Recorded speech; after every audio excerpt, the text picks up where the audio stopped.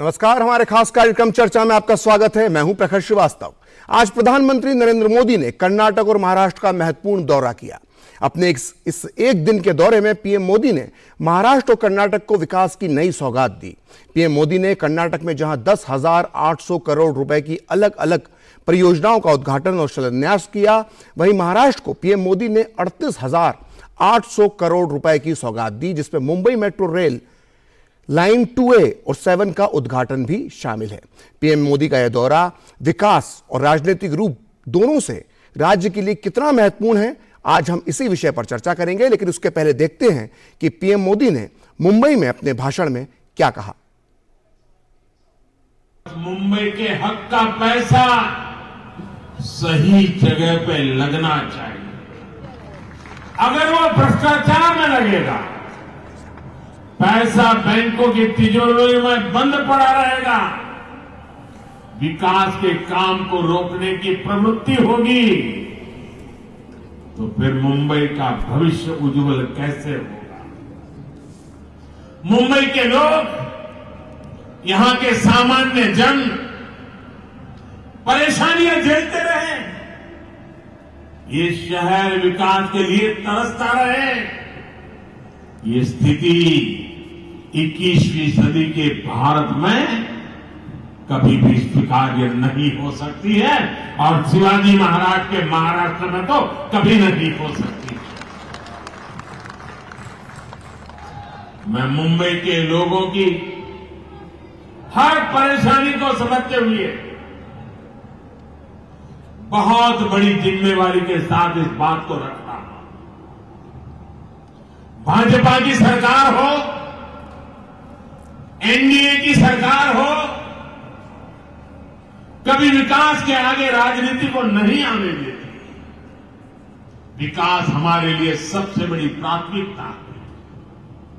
अपने राजनीतिक स्वार्थ की सिद्धि के लिए भाजपा और एनडीए की सरकारें कभी विकास के कार्यों पर ब्रेक नहीं लगाती। लेकिन हमने पहले के समय मुंबई में ऐसा होते बार बार देखा। पीएम स्वनिधि योजना भी इसका एक उदाहरण है। हमारे शहरों में रेहड़ी वाले, पटरी वाले, ठेले वाले, ये काम करने वाले साथी जो शहर की अर्थव्यवस्था का अहम हिस्सा है, उनके लिए हमने पहली बार योजना चलाई। हमने इन छोटे व्यापारियों के लिए बैंकों से सस्ता और बिना गारंटी का ऋण निश्चित किया। देश भर में लगभग 35 लाख रेहड़ी पटरी वालों को इसका लाभ मिल चुका है। इसके तहत महाराष्ट्र में भी 5 लाख साथियों का ऋण स्वीकृत हो चुके हैं। आज भी 1 लाख से अधिक साथियों के बैंक खाते में सीधे पैसे जमा हो गए। ये काम बहुत पहले होना चाहिए था, लेकिन बीच के कुछ समय में डबल इंजन की सरकार न होने के कारण हर काम में अड़ंगे डाले गए, रुकावटें पैदा की गई, जिसका नुकसान इन सभी लाभार्थियों को उठाना पड़ा। ऐसा फिर ना हो, इसलिए जरूरी है कि दिल्ली से लेकर महाराष्ट्र और मुंबई तक सबका प्रयास लगे, बेहतर तालमेल वाली व्यवस्था बने। पीएम मोदी का महाराष्ट्र और कर्नाटक का यह दौरा विकास और राजनीतिक रूप दोनों से राज्यों के लिए बहुत महत्वपूर्ण है। आज हम इसी विषय पर चर्चा करेंगे, और इस चर्चा को आगे बढ़ाने के लिए हमारे साथ आज मौजूद हैं वरिष्ठ पत्रकार शेखर अय्यर, और साथ ही हमारे साथ मौजूद हैं समीर चौगांवकर, जो वरिष्ठ पत्रकार हैं और महाराष्ट्र की राजनीति को बेहद नज़दीक से वो और बहुत ही अच्छे तरीके से समझते हैं। समीर साहब, मैं आपसे ये जानना चाहूँगा कि पीएम मोदी ने जो अभी थोड़ी देर पहले जो भाषण दिया है, और हमने भी उसका एक हिस्सा आपको सुनाया मुंबई में, उस भाषण में उन्होंने एक बहुत ही महत्वपूर्ण राजनीतिक बात कही। डबल इंजन के साथ साथ उन्होंने इशारों में ट्रिपल इंजन की सरकार की भी बात कर दी। पीएम मोदी ने एक तरह से कहा कि मुंबई के विकास में स्थानीय निकाय का भी बहुत बड़ा योगदान होता है। स्थानीय निकाय यानी कि बीएमसी। तो क्या हम मान लें कि बीएमसी के लिए अब बीजेपी ने बिगुल पूरी तरह से फूंक दिया? बिल्कुल, मैं यही बात कहना चाहता जो आपने बात कही है। प्रधानमंत्री मोदी जी के भाषण से ये बहुत साफ संकेत है कि बीएमसी मुंबई का अगर विकास करना है तो बीएमसी में जो अभी तक शिवसेना वहां जो राज कर रही थी, वहां पर अब भारतीय जनता पार्टी की सत्ता लानी होगी। और मुझे लग रहा है कि अब आने वाले दिनों में बीएमसी का चुनाव है, ठाणे म्युनिसिपल कॉर्पोरेशन का चुनाव है, पीएमसी का चुनाव है, सारे नगरीय निकाय के महाराष्ट्र के चुनाव होने वाले हैं। तो मुझे लग रहा है प्रधानमंत्री मोदी ने एक संदेश देने की कोशिश की है। और आप देखिए, प्रधानमंत्री नरेंद्र मोदी का यह दौरा भाजपा और एकनाथ शिंदे की जो सरकार महाराष्ट्र में बनी है उसके बाद पहला दौरा है। मोदी जी कर्नाटक भी गए थे, कर्नाटक में दूसरी बार गए इस महीने में, लेकिन सरकार बनने के बाद मुंबई में पहली बार मोदी जी आए और उन्होंने बहुत साफ संदेश दे दिया है कि विकास के लिए डबल इंजन और ट्रिपल इंजन की सरकार होना बहुत ज्यादा जरूरी है। आप देखिए, जिस मेट्रो की आज मोदी जी ने सफर किया है, जी। वह मेट्रो का प्रोजेक्ट शिवसेना के समय किस तरीके से लटकाया गया था और किसे पेंडिंग कर दिया गया था, यह सबको मालूम है। और मुझे लग रहा है अब जब सरकार आ गई है एकनाथ शिंदे की और भारतीय जनता पार्टी की, तो मुझे लग रहा है बहुत जल्दी बंबई वापस अपनी गति पकड़ेगा और विकास के काम दिन दुगने रात चौगुने उस राज्य में होंगे। समीर साहब, मैं आपसे ये भी जानना चाहूंगा कि जिस तरह की आज योजनाएं यहाँ परियोजनाओं का शिलान्यास किया गया, कुछ का उद्घाटन किया गया, वो आम आदमी की, मुंबईकर की समस्याओं से और उनकी समस्याओं को कम करने से जुड़ी हुई हैं। वेंडर्स की समस्याओं जो थी उसके लेकर आज सरकार ने काम किया है, मेट्रो के लिए काम किया है। तो बीजेपी ने जो एक लक्ष्य रखा था, जो पिछली बार अमित शाह जो मुंबई दौरे पर गए थे, तो उन्होंने कहा था कि बीएमसी की 227 में से 150 सीटें जो हैं वो शिवसेना, राणेगुट और शिवसेना और बीजेपी की जो युति है उसको मिलना चाहिए 150 सीटें, ऐसा लक्ष्य रखा गया था। तो क्या ये जो परियोजनाएं हैं, क्या ये जो 400 किलोमीटर की सड़कें मुंबई में सीमेंटीकरण जो होगा इनका, इसका असर बीएमसी चुनाव पर देखने को मिल सकता है? बिल्कुल, मैं तो ये कहना चाहता हूँ कि 2017 में जब पिछली बार बीएमसी के चुनाव हुए थे, उस समय भी भारतीय जनता पार्टी ने बहुत बेहतर प्रदर्शन किया था और सिर्फ 2 पार्षद भारतीय जनता पार्टी के कम थे। अगर भारतीय जनता पार्टी चाहती तो उस समय राज ठाकरे को साथ में लेकर अपना महापौर बना सकती थी, लेकिन भारतीय जनता पार्टी ने चूंकि शिवसेना के साथ सरकार में थी तो शिवसेना को मौका दिया कि नहीं, आप अपना महापौर बनाइए। भारतीय जनता पार्टी ने हमेशा बड़ा मन रखकर शिवसेना को आगे किया, लेकिन वक्त की बात थी कि शिवसेना ने सत्ता के लिए भारतीय जनता पार्टी के साथ धोखा किया था। मुझे लग रहा है आने वाले बीएमसी के चुनाव में भारतीय जनता पार्टी स्पष्ट अपने दम पर वहां पर सरकार बनाएगी, नगरीय निकाय सरकार बनाएगी और बीजेपी का मेयर बनेगा। मुझे लग रहा है एकनाथ शिंदे जरूर भारतीय जनता पार्टी के साथ मिलकर चुनाव लड़ेंगे, लेकिन अगर भारतीय जनता पार्टी बिना एकनाथ शिंदे के भी लड़ती है तभी अपने दम पर, वहां भारतीय जनता पार्टी का संगठन बहुत मजबूत है, संघ के स्वयंसेवकों का संगठन बहुत मजबूत है, संघ का काम बहुत अच्छा है। और देवेंद्र फडणवीस ने जो 5 साल पहले मुंबई के अंदर जो काम किया था वह जनता आज भी याद करती है। तो मुझे लग रहा है इन सब का फायदा, और अब वापस जब सरकार आ गई है तो मुझे लग रहा है इन सब का फायदा भारतीय जनता पार्टी को होगा। और आने वाले चुनाव में चाहे वो बीएमसी के हो, चाहे ठाणे म्युनिसिपल कॉर्पोरेशन के हो, चाहे वह पुणे कॉर्पोरेशन के हो, भारतीय जनता पार्टी वहां पर अपनी सरकार बनाएगी। हमारे साथ शेखर अय्यर साहब भी मौजूद हैं। शेखर अय्यर साहब, आपने भी मोदी का भाषण सुना होगा, पीएम मोदी ने अभी जो कहा है, उस तरह से साफ लग रहा है कि एक तरह से जो बीएमसी को लेकर मोदी जी ने जो इशारा किया है वो बताता है कि आने वाला जो समय महाराष्ट्र की राजनीति में है वो काफी सरगर्मी लेकर आने वाला है। और जिस तरह से 38,800 करोड़ की योजनाएं जो मुंबई की जनता के लिए दी गई हैं, उसका क्या राजनीतिक असर महाराष्ट्र और मुंबई की राजनीति में दिख सकता है? देखिए प्रखर जी, जो प्राइम मिनिस्टर का जो मेन पॉलिटिकल मैसेज अगर आप मुझे पूछेंगे, यही है कि जब विकास कर आप अगर राजनीति से दूर हट के देखेंगे, विकास अपने पैरों पे खड़े होकर अगर उसको आगे बढ़ाए, सब आगे बढ़ाए, क्योंकि राजनीति के अनेक मुद्दे होंगे, तब बॉम्बे का फ्यूचर बदल जाएगा। क्योंकि बॉम्बे एक साधारण शहर नहीं है।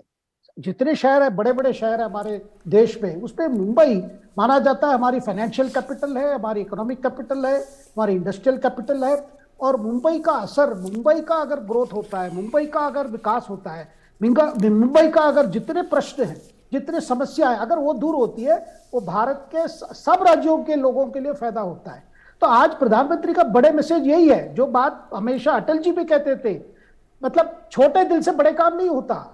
ये दुर्भाग्यपूर्ण ये था कि जो 2 साल का जो महाविकास अघाड़ी के समय में केवल राजनीतिक कारण में मेट्रो प्रोजेक्ट हो, आपके बुलेट ट्रेन की प्रोजेक्ट हो, उसमें रुकावट डाली गई।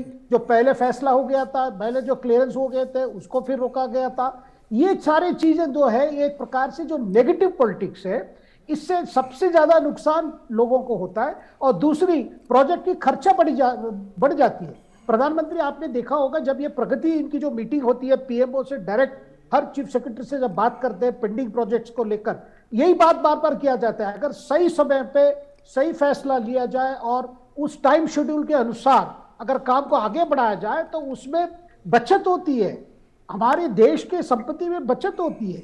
तो प्रधानमंत्री आज बड़े मैसेज जो दिए, जो कर्नाटक हो या देखिए डबल इंजन ट्रिपल सरकार की बात यही है, क्योंकि जब सरकार एक ही पार्टी होती है तब उसमें राजनीति नहीं होती है, उसमें कोई कंपटीशन नहीं है।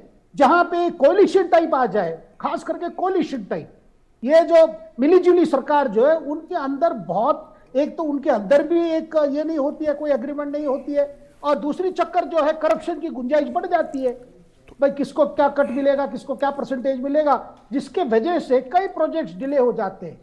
तो ये समय आ गया है और मुंबई रुकेगी नहीं, मुंबई आगे बढ़ेगी। आपने देखा होगा जब से एकनाथ शिंदे और देवेंद्र फडणवीस की सरकार आई है, कई प्रोजेक्ट्स जो टोटल कोल्ड स्टोरेज में रखे गए थे उसको रिवाइव करके आगे क्या करना है, कई फैसले लिए जा रहे हैं और बहुत तेजी से लिए जा रहे हैं। ये जो यहाँ पे जो डबल इंजन सरकार ऑलरेडी देख रहे हैं महाराष्ट्र में, एकनाथ शिंदे मुख्यमंत्री और उप मुख्यमंत्री देवेंद्र फडणवीस के नेतृत्व में, ये तो एक ऑलरेडी एक गुड एग्जांपल आप देख रहे हैं, अच्छी उदाहरण है। और इसके साथ अगर केंद्र सरकार और मुंबई में भी ऐसा एक प्रशासन आए जो प्रशासन वो पूरा ट्यून में है, मतलब केंद्र सरकार, राज्य सरकार और मुंबई की जो शहर की जो विकास की जो दिक्कतें हैं, ये बहुत जल्दी दूर हो जाएगी और बॉम्बे की नया फ्यूचर हो जाएगा मुंबई। समीर जी, मैं आपसे ये जानना चाहूंगा, क्योंकि आप मुंबई को बहुत बेहतर तरीके से समझते हैं और हमारे देश के जो बाकी दर्शक हैं उन्हें ये मालूम होना चाहिए कि बीएमसी का आखिर इतना महत्व क्यों है, क्योंकि बाकी लोग सोचते हैं कि एक नगर निगम चुनाव ही तो है, ऐसे में बीएमसी का चुनाव इतना महत्वपूर्ण क्यों माना जाता है? देखिए प्रखर जी, बीएमसी का सबसे बड़ा जो महत्वपूर्ण चुनाव माना जाता है, इसलिए माना जाता है कि बीएमसी का बजट देश के कई राज्यों से बड़ा बजट है। 45,000 करोड़ से ज्यादा का बजट है बीएमसी का, जो देश के कई राज्यों का जितना बजट नहीं है सब। और मुंबई के अंदर बीएमसी बहुत बड़े क्षेत्र में काम करती है, राज्य सरकार उसमें हस्तक्षेप नहीं कर पाती जहां बीएमसी काम करती है। तो ये बात मोदी जी भी जानते हैं, देवेंद्र फडणवीस भी जानते हैं, एकनाथ शिंदे भी जानते हैं कि अगर मुंबई का विकास करना है तो बीएमसी पे कब्जा बहुत जरूरी होगी। देखिए, आप शिवसेना का पूरा फोकस बीएमसी पे रहा है, 15-17 साल से शिवसेना बीएमसी में अपना मेयर बनाती रही है। शिवसेना को कभी भी राज्य की राजनीति में इतना इंटरेस्ट नहीं रहा जितना बीएमसी पे कब्जे को लेकर रहा है, क्योंकि बीएमसी का इतना बड़ा बजट है और सारे बड़े डेवलपमेंट के जो प्रोजेक्ट्स होते हैं वो बीएमसी के थ्रू मुंबई में लागू होते हैं। तो शिवसेना या किसी भी राजनीतिक दल का हमेशा यह ध्यान रहा है कि बीएमसी पे कब्जा किया जाए। तो मुझे लग रहा है अब जब महाराष्ट्र में शिवसेना की जब सरकार नहीं है और अब एकनाथ शिंदे और देवेंद्र फडणवीस मिलकर जब सरकार चला रहे हैं, बीजेपी के देवेंद्र फडणवीस और एकनाथ शिंदे शिवसेना के टिटे हुए गुट के साथ, तो मुझे लग रहा है केंद्र सरकार का या प्रधानमंत्री मोदी का इस बात पे विशेष ध्यान होगा या भारतीय जनता पार्टी का भी ध्यान होगा कि अब बीएमसी में भी कब्जा किया जाए, जिससे वहां पर भ्रष्टाचार न हो। 18 साल से लगातार शिवसेना का आर्थिक ताकत जो थी वो बीएमसी थी, बीएमसी से एक बड़ा पैसा शिवसेना के पास जा समीर रहा जी, मैं यही आपसे जानना चाह रहा था कि पीएम ने आज भ्रष्टाचार के मुद्दे को उठाया कि जो अगर स्थानीय निकायों में भ्रष्टाचार होता है तो उसका क्या असर विकास पे पड़ता है, तो ये मुद्दे को उठाने की वजह क्या थी? यही वजह थी कि उन्हें प्रधानमंत्री मोदी जी के बात मालूम है कि शिवसेना 18 साल से लगातार बीएमसी में किस तरीके से प्रोजेक्ट को अपने हिसाब से मैनेज करती थी, किस तरह से पैसों का लेन देन होता था, और बड़ी परियोजना जो बीएमसी में लागू होनी थी वह पैसों के कारण नहीं हो पाती थी। तो मोदी जी ने इस बात का बहुत साफ संदेश दिया है कि अगर महाराष्ट्र को बचाना और महाराष्ट्र को विकास के राह पे ले जाना है और वापिस महाराष्ट्र मुंबई को एक समृद्ध और प्रगतिशील और आर्थिक रूप से मजबूत बनाना है, तो उसके लिए बीएमसी के अंदर फिर से भारतीय जनता पार्टी का महापौर बनना और भारतीय जनता पार्टी का बहुमत होना बहुत जरूरी है, जिससे वहां पर भ्रष्टाचार पर लगाम लग सके और विकास के काम हो सके। केंद्र से भी जो पैसा आता है बम्बई विकास के लिए वह बीएमसी के माध्यम से खर्चा होता है, राज्य सरकार अलग पैसा देती है। तो बीएमसी एक बहुत बड़ी आर्थिक ताकत है मुंबई के लिए, बैकबोन है मुंबई की इकोनॉमी की। तो मुझे लग रहा है कि बीएमसी पर पूरा फोकस होगा और बहुत जरूरी है कि वहां पर भारतीय जनता पार्टी का मेयर बने और भारतीय जनता पार्टी का बहुमत हो, जिससे वहां पर जो छोटे छोटे और बड़े बड़े जो सारे काम जो बीएमसी देखती है, चाहे वो हेल्थ के हो, चाहे एजुकेशन के हो, चाहे स्पोर्ट्स के हो, चाहे सोशल सिक्योरिटी के हो, चाहे क्राइम कंट्रोल को लेके बीएमसी की जो एक्टिविटी रहती है, उस सब पर अच्छे से काम हो और बंबई सबके रहने के लायक और सबके सुख सुविधाओं के लिए एक आदर्श शहर बन जी हाँ, सके। इसके लिए प्रधानमंत्री BMC मोदी ने में यही कहा है समीर जी कि मुंबई को सबके रहने लायक बनाने वाला शहर बनाना चाहिए। बिल्कुल। फिलहाल एक वक्त हो रहा है ब्रेक का, ब्रेक के बाद भी ये चर्चा जारी रहेगी। देखते रहिए डीडी न्यूज। परीक्षा यानी रिजल्ट, एडमिशन, करियर और सक्सेस का प्रेशर। इस स्ट्रेस को मैनेज करने क्यों ना ले प्रधानमंत्री नरेंद्र मोदी जी से मोटिवेशन। अगर आपको फोकस करना है तो पहले डीप फोकस होना सीख लीजिए। सिर्फ परीक्षा के अंक ही जिंदगी नहीं है। हर साल की तरह इस साल भी प्रधानमंत्री जी करेंगे विद्यार्थियों से सीधा संवाद और बढ़ाएंगे एग्जाम वॉरियर्स का हौसला। परीक्षा पे चर्चा 2023 देखिए डीडी न्यूज और सभी सोशल मीडिया प्लेटफॉर्म्स पर 27 जनवरी सुबह 11 बजे से।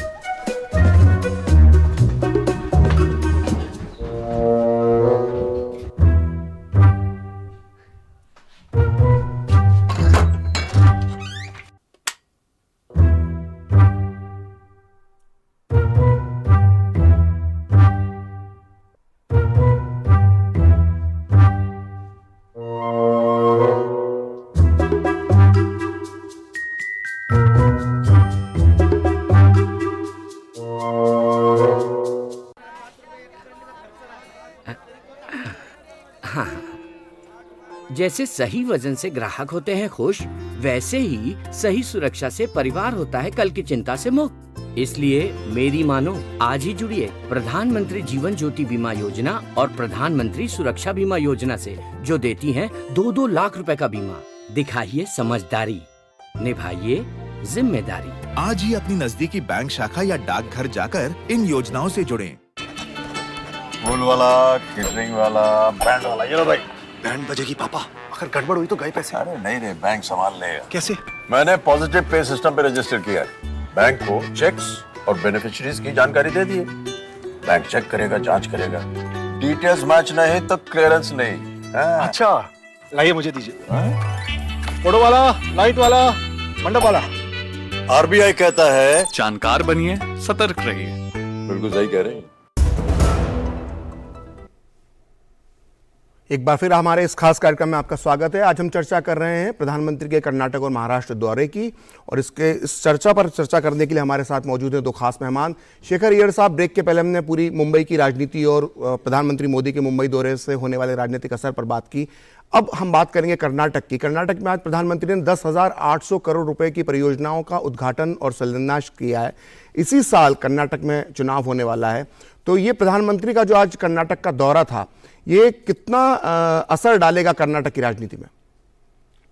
देखिए, बहुत असर पड़ेगा, क्योंकि जो सरकार वहां पे चल रही है बासवराज बोम्मई के नेतृत्व पे, ये सरकार लगातार कोशिश कर रही है कि विकास तेजी से हो। और खास करके जो आज के एक कार्यक्रम में जिक्र करना चाहता हूँ, जो कोडेकल में जो हुआ था, जहां पे प्रधानमंत्री ने जो हक्कू पट्टा, मतलब टाइटल डीड्स, कम से कम 50,000 बेनिफिशियरीज के लिए जो वहां पे वितरण हुआ था, उस सिलसिले में जो बातें वहां पे रखी है, खास करके बंजारा कम्युनिटी का जी। ये वहां पे जो गांव उसको कहते हैं, हैबिटेशन कहते हैं, उन गांवों को एक प्रकार से सरकार ने स्वीकृति दी है, रेवेन्यू विलेज कर दिया है। यानी वो सरकारी रिकॉर्ड में अब गांव बन जाएंगे और रेवेन्यू गांव बन जाएंगे। इसका मतलब सारे सरकारी सुविधाएं इन बंजारों समुदाय को मिलेंगे। बंजारा समुदाय आप जानते हैं, एक समय में माना जाता था ये नोमेडिक है, मतलब एक जगह में नहीं रुकते, वो चलते रहते हैं।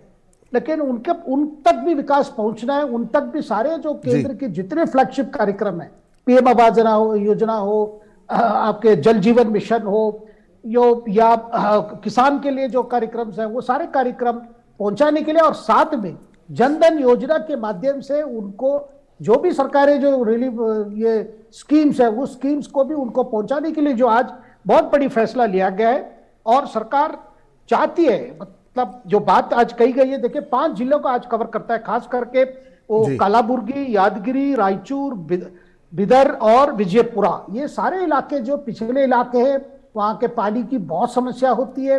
इस जगह पे आज जो बड़ी जो शुरुआत जो वहां पे हो रही है, इससे एक बड़ा मैसेज जाता है कि देखिए क्या है कि कर्नाटक को लेकर अगर आप सुर्खियों की केवल देखेंगे, लगता है कि कोई ना कोई विवाद चलता रहता है उधर पर, राजनीतिक विवाद, लेकिन उससे दूर जो चीज हमें जो समझनी चाहिए, जो ग्राउंड लेवल पे जो पिछड़े इलाके हैं वहां पे ये सरकार क्या काम कर रही है। ये देखिए पहले हालत क्या थी, अब क्या हालत है। शेखर, मैं आपसे ये चीज समझना चाहूंगा कि बीजेपी की दक्षिण में विस्तार की योजना है और काफी दिनों से ये योजना है, और कर्नाटक जो एक तरह से दक्षिण का दरवाजा आप बीजेपी के लिए कह सकते हैं, तो ऐसे में कर्नाटक में सरकार को बचाए रखना बीजेपी के लिए कितना जरूरी है? क्योंकि जो पिछले कुछ दशकों में हमने देखा है कि सरकार हर बार कर्नाटक में बदलाव होता है, तो ऐसे में ये जो चुनाव आने वाला है, जो मई के आसपास होगा, अनुमान है, उस चुनाव में बीजेपी का जीतना बीजेपी के लिए, भविष्य के लिए कितना जरूरी है? नहीं, बहुत जरूरी है। देखिए क्योंकि जब पिछले चुनाव में 2018 चुनाव में क्या नतीजा आया था, बीजेपी सिंगल लार्जेस्ट पार्टी होके आई थी और कांग्रेस की उसके बाद मेजॉरिटी नहीं थी। फिर कांग्रेस और जनता दल सेकुलर जो हमारे कुमारस्वामी के पार्टी, दोनों फिर हाथ मिला लिए जब चुनाव, तीनों अलग अलग लड़े थे, बीजेपी अलग से और कांग्रेस और जेडीएस अलग से लड़े थे। लेकिन चुनाव के बाद आपको बीजेपी सत्ता पे ना आए उसको रोकने के लिए हाथ मिला लिए थे, लेकिन वो सरकार चल नहीं पाई क्योंकि कांग्रेस के नेता सिद्धारामैया और जो मुख्यमंत्री थे उस समय कांग्रेस के समर्थन में एचडी कुमारस्वामी, उन दोनों के बीच में कोई तालमेल नहीं था, कोई सरकारी कार्यक्रम सब ठप पड़ गए। और उसी में यही चला कि भाई कुमारस्वामी अपने इलाके के लिए कर रहे हैं, अपने पार्टी मंत्री मलाई खा रहे हैं, ऐसी चल रहा था। अल्टीमेटली क्या हुआ कि एमएलए के अंदर, खास करके कांग्रेस के एमएलए के अंदर असंतुष्टता पैदा हुई। शेखर, मैं आपको रोकना चाहूंगा, समय का अभाव है, और एक आखिरी सवाल मैं अपने खास मेहमान समीर से पूछना चाहूंगा कि समीर, जो योजनाएं आज मुंबई के अंदर प्रधानमंत्री लेकर आए हैं, उसमें सीएसटी स्टेशन का विकास है, उसमें वेंडर्स के मामले हैं, उसमें मेट्रो एक बड़ा मुद्दा है, अस्पताल हैं, और इसके अलावा सड़क है, 400 किलोमीटर सड़क। बहुत संक्षेप में आपसे ये जानना चाहूंगा कि इन सब परियोजनाओं में ऐसी कौन सी परियोजना सबसे महत्वपूर्ण है जो मुंबई की जिंदगी पे सबसे ज्यादा और मुंबई कर की जिंदगी पर सबसे ज्यादा असर डालेगी? देखिए मुझे लग रहा है कि प्रधानमंत्री मोदी ने जो आज 38,000 करोड़ रुपए के जो प्रोजेक्ट महाराष्ट्र की जनता और मुंबई की जनता को दिए, मुझे लग रहा है उसमें सबसे ज्यादा जो महत्वपूर्ण है वह मेट्रो की परियोजना है। आज की तारीख में मुंबई के अंदर बहुत ज्यादा कम्युनिकेशन ट्रांसपोर्ट की प्रॉब्लम लोगों को मुंबई के अंदर हो रही थी, लोकल की सेवा पूरी तरह ठप है और बहुत ज्यादा क्राउडेड लोकल हो गया था। तो मुझे लग रहा है कि जो मेट्रो की जो परियोजना है वह गेम चेंजर होगी और मुझे लग रहा है यही परियोजना बीएमसी में बीजेपी की जीत का आधार बनेगी। इसके अलावा जो हेल्थ के लिए, हॉस्पिटल्स के लिए मोदी जी ने किया है, और भी आज उन्होंने 2-3 बड़े प्रोग्राम शुरू किए, जैसे PM national common mobility card की जो शुरुआत की है। ये सब योजनाएं मुझे लग रहा है कि बीजेपी के लिए बहुत यूजफुल रहेंगी और मुंबई की जनता के लिए भी बहुत फायदेमंद रहेंगी। और खास तौर से मेट्रो की योजना जो है उसका, मुंबई में हमेशा सड़कों की एक समस्या मानी जाती रहती है, मुंबई में सड़कें बहुत बुरी हालत में रहती है, तो ऐसे में 400 किलोमीटर सीमेंटीकरण होगा सड़कों का, तो इससे कितना सुधार होगा मुंबई कर की जिंदगी में? सड़कों की समस्या मुंबई में बहुत बड़ी समस्या है, लेकिन उससे बड़ी समस्या ये है कि सड़कें चौड़ी नहीं है वहां पर, इतना ज्यादा वहां पर बेसिकली बस्तियों का समावेश है, इतनी बस्तियां बसी हुई है अतिक्रमण के द्वारा, जो पुरानी सरकार को समय जो अतिक्रमण हुआ है और जो अतिक्रमण से बाद सड़कें छोटी हो गई है। समीर, मैं आपको यहाँ पे रोकना चाहूंगा, समय का अभाव है, हमें इस चर्चा को यहीं विराम देना होगा। वरिष्ठ पत्रकार शेखर अय्यर, आपको बहुत बहुत धन्यवाद। समीर चौगांवकर जी, आपको भी बहुत बहुत धन्यवाद। फिलहाल चर्चा में इतना ही, देखते रहिए डीडी न्यूज।